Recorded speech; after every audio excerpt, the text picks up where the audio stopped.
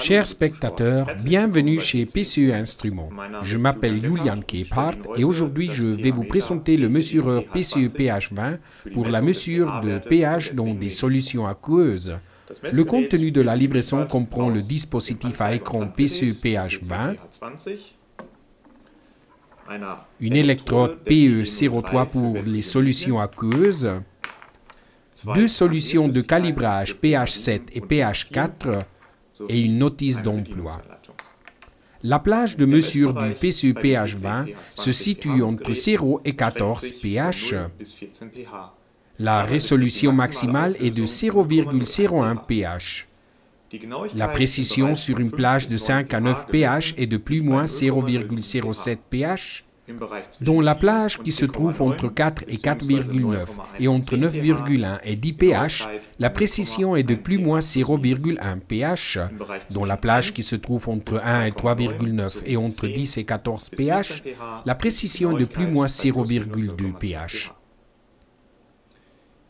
Le dispositif PCE pH20 se calibre avec les deux solutions de calibrage pH4 et pH7 inclus. De plus, il est possible de commander une solution de calibrage de pH10. L'électrode de pH est connectée au dispositif par la fiche BNC.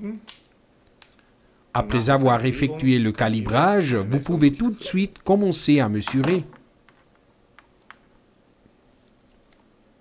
Pour connecter l'électrode ou calibrer l'appareil, il vous faudra d'abord allumer le dispositif avec la touche Power.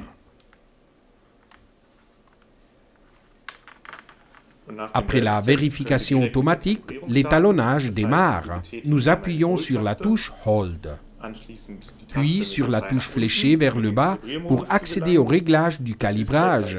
L'écran indique Cal et la valeur de pH à calibrer. Si on introduit l'électrode dans la solution de calibrage pH7 et on appuie sur la touche Hold, la valeur clignotera et quand End apparaît, la valeur du pH7 sera adoptée et le calibrage aura terminé. On rince ensuite l'électrode dans de l'eau distillée, on égoutte et ensuite on peut ajouter un second point de calibrage, ici le pH4. Pour cela, nous accédons à nouveau au réglage du calibrage en appuyant sur la touche Hold, puis sur la touche fléchée vers le bas. On sélectionne ensuite la valeur pH4 en appuyant sur la touche vers le bas. On submerge l'électron dans la solution et on appuie sur Hold. Et dès que l'écran indique End, le calibrage est terminé. On rince à nouveau l'électrode et on peut ensuite mesurer dans une solution aqueuse. Nous allons maintenant mesurer dans un aquarium. On submerge l'électrode dans l'eau, on remue un peu. Et quand la valeur est stabilisée, nous pourrons la lire sur l'écran.